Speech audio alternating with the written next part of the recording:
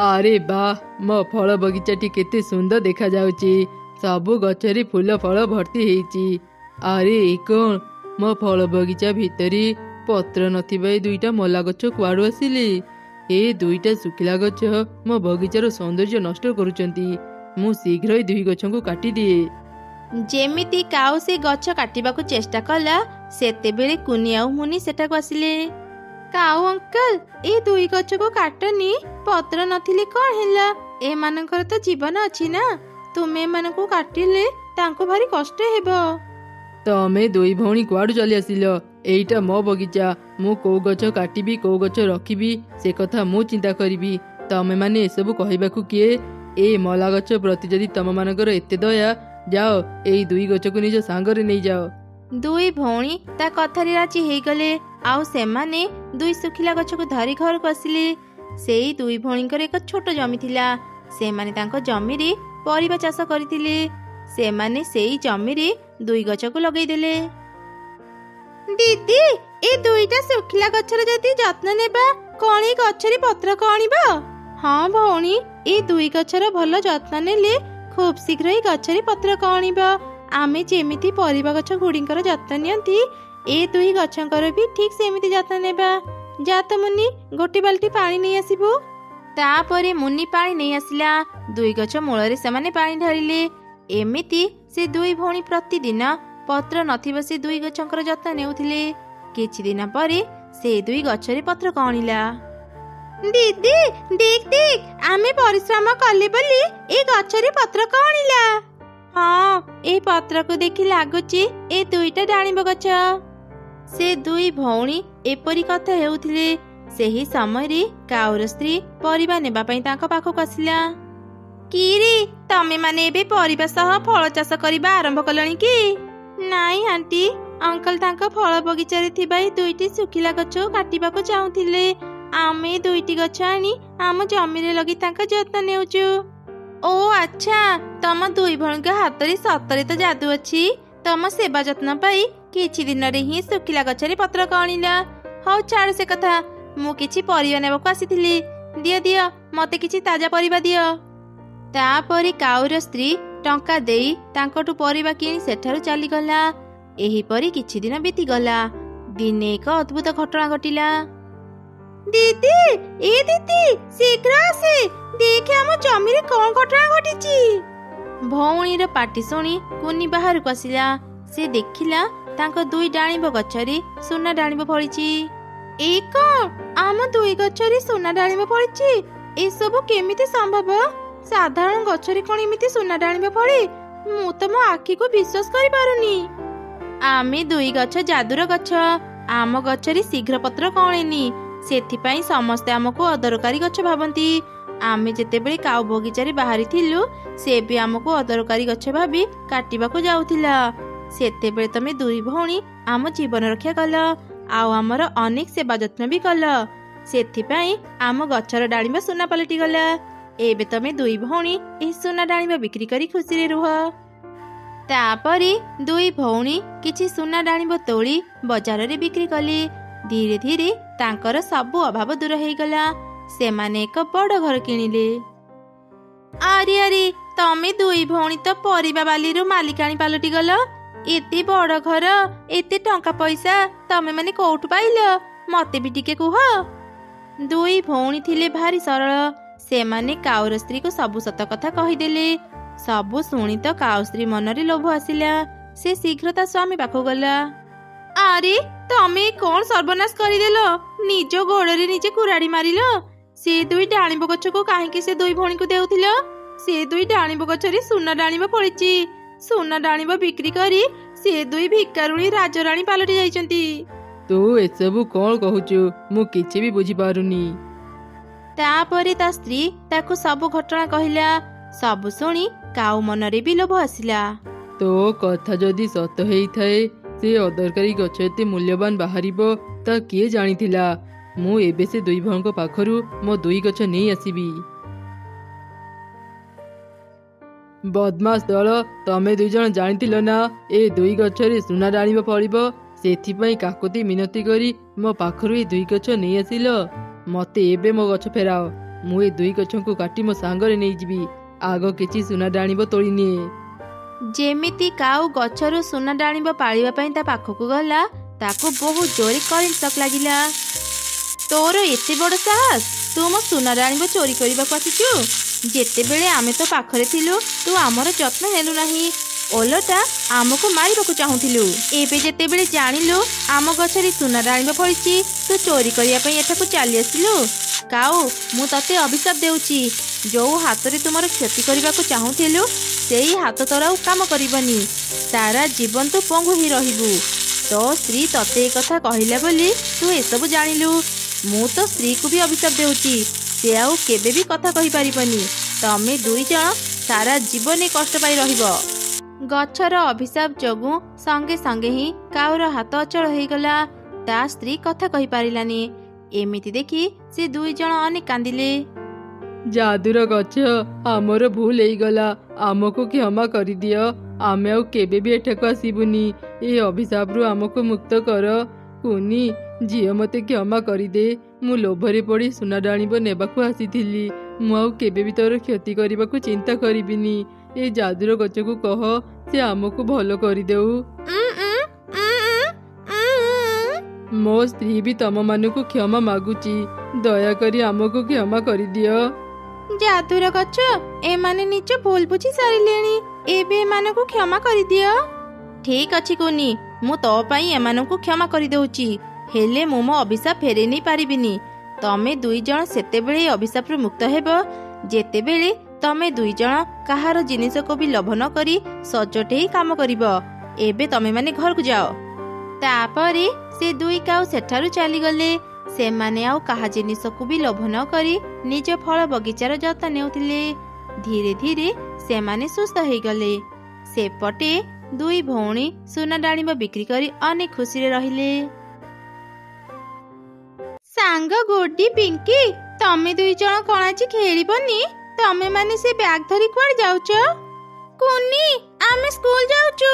ନଦୀ ସେପାରି ସ୍କୁଲରେ ମୋ ବାପା ମୋ ନାଁ ଲେଖେଇ ଦେଇଛନ୍ତି। ହଁ କୁନି, ମୋ ମା ବି ସେ ସ୍କୁଲରେ ମୋ ନାଁ ଲେଖେଇ ଦେଇଛନ୍ତି। ଏବେଠୁ ଆମେ ସେ ସ୍କୁଲରେ ପଢିବୁ। କୁନି, ତୁ କଣ ସ୍କୁଲ ଯିବୁନି? ଆସ ଆମ ସାଙ୍ଗରେ, କାଉ ଅଙ୍କଲଙ୍କ ଡଙ୍ଗାରେ ବସି ନଦୀ ପାର ହେଇ ସ୍କୁଲକୁ ଯିବା। ହଁ ହଁ, ମୁଁ ବି ତୁମ ସାଙ୍ଗରେ ସ୍କୁଲକୁ ଯିବି। କାଉ ଅଙ୍କଲ, ଆମେ ଆସିଗଲୁ। ଯାଅ ଡଙ୍ଗାରେ ବସ, ମୁଁ ତମମାନଙ୍କୁ ନଦୀ ପାର କରିଦେବି। କାଉ ଅଙ୍କଲ, ମୁଁ ବି ସ୍କୁଲ ଯିବାକୁ ଚାହୁଁଛି, ମତେ ତୁମ ଡଙ୍ଗାରେ ନଦୀ ପାର କରିଦେବ? ହଁ ହଁ, ସମସ୍ତଙ୍କୁ ନଦୀ ପାର କରିବା ପାଇଁ ତ ମୁଁ ଏଠି ଡଙ୍ଗା ରଖିଛି। ଟଙ୍କା ଦେଲେ ତତେ କଣ, ସମସ୍ତଙ୍କୁ ମୁଁ ନଦୀ ପାର କରିଦେବି। ଯା, ତୋ ମା ପାଖରୁ ଟଙ୍କା ଆଉ ସ୍କୁଲ ବ୍ୟାଗ ନେଇ ଆସିବୁ, ମୁଁ ତତେ ନଦୀ ପାର କରିଦେବି। ମୁଁ ଆଗ ତ ସାଙ୍ଗମାନଙ୍କୁ ନଦୀ ପାର କରିଦିଏ, ତାପରେ ତତେ ନେବାକୁ ଆସିବି। ଆଚ୍ଛା ଠିକ ଅଛି ଅଙ୍କଲ, ମୁଁ ଏବେ ମୋ ମା ପାଖକୁ ଯାଉଛି। ମା, କୋଉଠି ଅଛ? ଶୀଘ୍ର ମୋ ପାଖକୁ ଆସ। ଆରେ, ମା ତ ଘରେ ନାହାନ୍ତି। ମା ନିଶ୍ଚୟ ବେଲୁନ ବିକ୍ରି କରିବା ପାଇଁ ଯାଇଛନ୍ତି। ମୁଁ ସେଠାକୁ ଯାଏ। ବେଲୁନ ନିଅନ୍ତୁ, ବେଲୁନ, ରଙ୍ଗ ବେରଙ୍ଗର ବେଲୁନ। ମା, ତୁମେ ଏଇଠି ଅଛ? ମୁଁ ତୁମକୁ କେତେ ଜାଗା ଖୋଜିଲିଣି ଜାଣିଛ? କଣ ହେଲା ରେ ମା, ତୁ ମତେ କାହିଁକି ଏତେ ଖୋଜୁଥିଲୁ କହିଲୁ? ମା, ମୋର ସବୁ ସାଙ୍ଗ ସ୍କୁଲ ଯାଉଛନ୍ତି, ମୁଁ ବି ତାଙ୍କ ସାଙ୍ଗରେ ସ୍କୁଲ ଯିବି। କାଉ ଅଙ୍କଲ ସବୁ ଛୁଆଙ୍କୁ ଡଙ୍ଗାରେ ବସି ନଦୀ ପାର କରିଦିଅନ୍ତି। ସେ ମତେ କହିଲେ ମା ପାଖରୁ ଡଙ୍ଗା ଭଡା ଆଉ ସ୍କୁଲ ବ୍ୟାଗ ଆଣିବା ପାଇଁ। ମା, ମତେ ଡଙ୍ଗା ଭଡା ଆଉ ସ୍କୁଲ ବ୍ୟାଗ ଦିଅ ନା, ମୁଁ ବି ମୋ ସାଙ୍ଗମାନଙ୍କ ସହ ସ୍କୁଲ ଯିବି। ମାରି, ବେଲୁନ ବିକ୍ରି କରି ମୁଁ ଯେତିକି ବି ଟଙ୍କା ପାଏ ସବୁ ଟଙ୍କା ତ ଖାଇବାରେ ହିଁ ସରିଯାଏ। ତତେ ଟଙ୍କା ଭଡା କେମିତି ଦେବି କହିଲୁ? ତୁ ମନ ଦୁଃଖ କରନି ମା, କାଲି ଯେମିତି ବି ହଉ ମୁଁ ତତେ ସ୍କୁଲ ପଠେଇବାର ବ୍ୟବସ୍ଥା କରିବି। ସତ କହୁଛ ମା? ମୁଁ ବି ମୋ ସାଙ୍ଗମାନଙ୍କ ସହ ସ୍କୁଲ ଯାଇପାରିବି? ଏମିତି ଖୁସି ହେଇ ଚଢ଼େଇ ଛୁଆ ଘରକୁ ଫେରି ଆସିଲା। ତା ମା ଅଳ୍ପ କିଛି ବେଲୁନ ବିକ୍ରି କରିସାରି ଘରକୁ ଫେରିଲା। ପରଦିନ ସକାଳେ, ମାରି, ତୋ ପାଇଁ ମୁଁ ସ୍କୁଲ ବ୍ୟାଗ କିଣି ପାରିଲିନି। ଘରେ ଏଇ ପରିବା ବ୍ୟାଗଟା ଅଛି, ତୁ ଏଇ ବ୍ୟାଗକୁ ସ୍କୁଲ ନେଇଯାଇଥା। ଖୁବ୍ ଶୀଘ୍ର ମୁଁ ତତେ ସ୍କୁଲ ବ୍ୟାଗ କିଣିଦେବି। ଠିକ ଅଛି ମା, କିଛି ଅସୁବିଧା ନାହିଁ, ମୁଁ ଏ ବ୍ୟାଗ ନେଇ ସ୍କୁଲ ଚାଲିଯିବି। ଆଚ୍ଛା ଠିକ ଅଛି ରେ ମା, ଆସେ ମୁଁ ତତେ ଡଙ୍ଗାରେ ବସେଇଦେବି। କାଉ ଭାଇ, କିଛି ଦିନ ବାକିରେ ମୋ ଝିଅକୁ ନଦୀ ପାର କରିଦେଇଥାଅ। ଏବେ ମୋ ପାଖରେ ଟଙ୍କା ନାହିଁ, ପଛରେ ଟଙ୍କା ହେଲେ ମୁଁ ତୁମର ସବୁ ଟଙ୍କା ସୁଝିଦେବି। ବାକି ନା ଫାକି? ନା ନା, ମୁଁ ବାକିରେ କାହାକୁ ବି ମୋ ଡଙ୍ଗାରେ ବସାଇନି। ଯେବେ ତୋ ପାଖରେ ଟଙ୍କା ହେବ ସେବେ ତୁ ତୋ ଝିଅକୁ ସ୍କୁଲ ପଠେଇବୁ। ଏଇ ଚଢ଼େଇ ଛୁଆ, ଓହ୍ଲା ମୋ ଡଙ୍ଗାରୁ।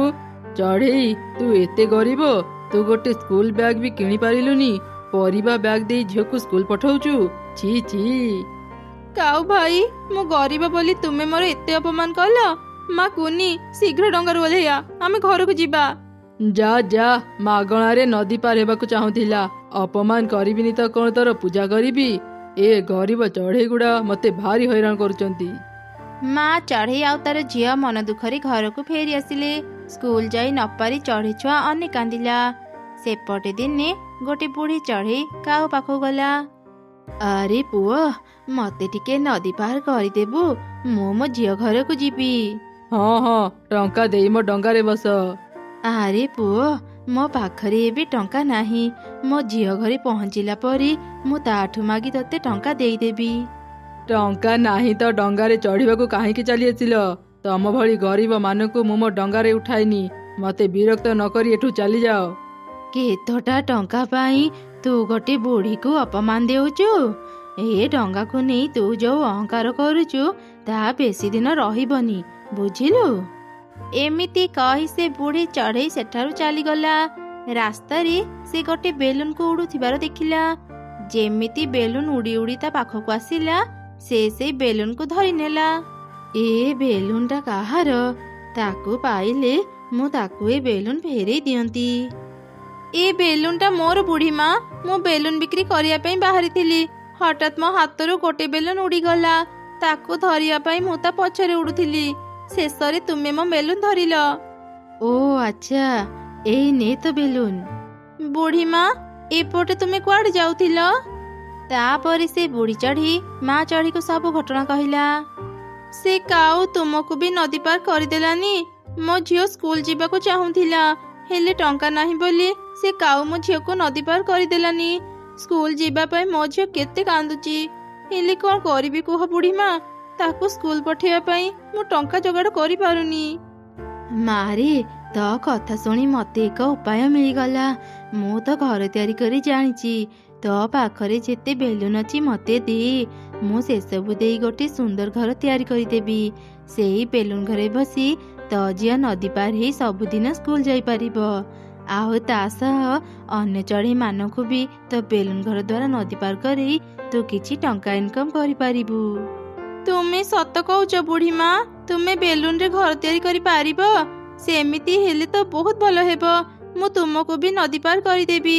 ତା ସହ ମୁଁ ଗରିବ ଚଢ଼େଇ ମାନଙ୍କୁ ବି ବାକିରେ ବେଲୁନ ଘର ଦ୍ୱାରା ନଦୀ ପାର କରିପାରିବି। ତାପରେ ସେ ବୁଢ଼ୀ ଚଢ଼େଇ ପରିଶ୍ରମ କରି ଖୁବ୍ ଶୀଘ୍ର ବେଲୁନରେ ଏକ ସୁନ୍ଦର ଘର ତିଆରି କରିଦେଲା। ମା ଚଢ଼େଇ ତାକୁ ସେ ବେଲୁନ ଘରେ ବସେଇ ନଦୀ ପାର କରିଦେଲା। ବୁଢ଼ୀ ମା, ତୁମକୁ ଅନେକ ଅନେକ ଧନ୍ୟବାଦ। ଆଜି ତୁମ ପାଇଁ ଖୁବ୍ ସହଜରେ ନଦୀ ପାର କରିହେଲା। ଏବେ ମୋ ଝିଅ ପ୍ରତିଦିନ ସ୍କୁଲ ଯାଇପାରିବ। ଏବେ ମୁଁ ଯାଉଛି ବୁଢ଼ୀ ମା। ଆଚ୍ଛା ଠିକ ଅଛି ରେ ମା, ଯା ସାବଧାନରେ ଯିବୁ। ତାପରେ ମା ଚଢ଼େଇ ନିଜ ଘରକୁ ଫେରି ଆସିଲା ଆଉ ତାର ଝିଅକୁ ବେଲୁନ ଘର ଦେଖେଇଲା। ବା ମା, ଏ ବେଲୁନ ଘର ତ ଖୁବ୍ ସୁନ୍ଦର ହେଇଛି। ମୁଁ ମୋ ସାଙ୍ଗମାନଙ୍କୁ ବି ଡାକି ଆଣୁଛି, ଆମେ ସମସ୍ତେ ମିଶି ନଦୀ ପାର ହେଇ ସ୍କୁଲକୁ ଯିବୁ। ଏମିତି ଚଢ଼େଇ ଛୁଆ ତା ସାଙ୍ଗମାନଙ୍କୁ ଡାକି ଆଣିଲା। ସବୁ ଛୁଆ ବେଲୁନ ଘରେ ବସି ନଦୀ ପାର ହେଇ ସ୍କୁଲକୁ ଗଲେ। ଏମିତି ଧୀରେ ଧୀରେ ପୁରା ଜଙ୍ଗଲରେ ଏକଥା ପ୍ରଚାର ହେଇଗଲା। ଧନୀ ଗରିବ ସମସ୍ତେ ମା ଚଢ଼େଇର ବେଲୁନ ଘରେ ବସି ନଦୀ ପାର ହେଉଥିଲେ, ଯାଦ୍ୱାରା ଚଢ଼େଇର ଭଲ ଟଙ୍କା ଇନକମ୍ ହେଲା। ସେପଟେ କାଉର ଇନକମ୍ ଧୀରେ ଧୀରେ କମିଗଲା। ମୋ ସହ ଶତ୍ରୁତା କରି ଚଢ଼େଇ, ତୁ କିଛି ବି ଠିକ କଲୁନି। ତୁ ମୋ ବେପାର ବନ୍ଦ କରିବାକୁ ଚାହୁଁଛୁ ନା? ଦେଖେ ଏବେ ମୁଁ ତୋ ସହ କଣ କରୁଛି। ଏମିତି କାଉ ଏକ ଦୁଷ୍ଟ ଯୋଜନା ବନେଇଲା। ରାତି ହେବା ପରେ ସେ ଚଢ଼େଇ ଘରକୁ ଗଲା। ଚଢ଼େଇ, ଏବେ ମୁଁ ଏଇ ଛୁଞ୍ଚି ଦ୍ୱାରା ତୋ ବେଲୁନ ଘରେ ଥିବା ସବୁ ବେଲୁନକୁ ଫଟେଇ ଦେବି। ତାପରେ ଦେଖିବି ତୁ କେମିତି ସମସ୍ତଙ୍କୁ ନଦୀ ପାର କରିବୁ। ଏମିତି କହି କାଉ ବେଲୁନ ଘରକୁ ଯିବା ପାଇଁ ବାହାରିଲା। ସେତେବେଳେ କିଛି ଚଢ଼େଇ ବେଲୁନ ଘର ଦେଖିବାକୁ ଆସୁଥିଲେ। କାଉର ସବୁ କଥା ସେମାନେ ଶୁଣି ଅନେକ ରାଗିଗଲେ ଆଉ କାଉକୁ ଧରି ତାକୁ ବହୁତ ପିଟିଲେ। ମାରପିଟ ଶବ୍ଦରେ ମା ଚଢ଼େଇ ବାହାରକୁ ଆସିଲା। ଆରେ କଣ ହେଲା? ତମେ ସମସ୍ତେ କାଉକୁ ଏମିତି ପିଟୁଛ କାହିଁକି? ରୁହ ରୁହ। ଚଢ଼େଇ, ଆମେ ତ ଭଲ ପାଇଁ ହିଁ କାଉକୁ ପିଟୁଥିଲୁ। ଆମେ ଯଦି ଠିକ ସମୟରେ ଆସିନଥାନ୍ତୁ ଏ କାଉ ତ ବେଲୁନ ଘରେ ଥିବା ସବୁ ବେଲୁନ ଫଟେଇ ସାରନ୍ତାଣି। ଚଢ଼େଇ, ମୋର ଭୁଲ ହେଇଗଲା, ମତେ କ୍ଷମା କରିଦେ। ମୋ ଡଙ୍ଗାରେ ଆଉ କେହି ଯାଉନାହାନ୍ତି ତ ମୁଁ ଈର୍ଷାରେ ତ ବେଲୁନ ଘର ଫଟେଇବାକୁ ଆସିଥିଲି। ସେଦିନ ହିଁ ମୋର ଭୁଲ ହେଇଗଲା। ମୁଁ ଯଦି ସେଦିନ ତ ଝିଅକୁ ନଦୀ ପାର କରିଦେଇଥାନ୍ତି ମତେ ଆଜି ଏମିତି ଦିନ ଦେଖିବାକୁ ପଡ଼ିନଥାନ୍ତା। ମତେ ସମସ୍ତେ କ୍ଷମା କରିଦିଅ। ମୁଁ ଆଉ କେବେ ବି କାହାର କ୍ଷତି କରିବିନି। ଏମିତି ଶୁଣି ସବୁ ଚଢ଼େଇ କାଉକୁ କ୍ଷମା କରିଦେଲେ। ସେଦିନ ପରଠାରୁ କାଉ ଆଉ କାହାର ବି କ୍ଷତି କଲା ନାହିଁ। ମା ଚଢ଼େଇ ସମସ୍ତଙ୍କୁ ତା ବେଲୁନ ଘରେ ବସେଇ ନଦୀ ପାର କରୁଥିଲା ଆଉ ଭଲ ଟଙ୍କା ଇନକମ୍ କରୁଥିଲା।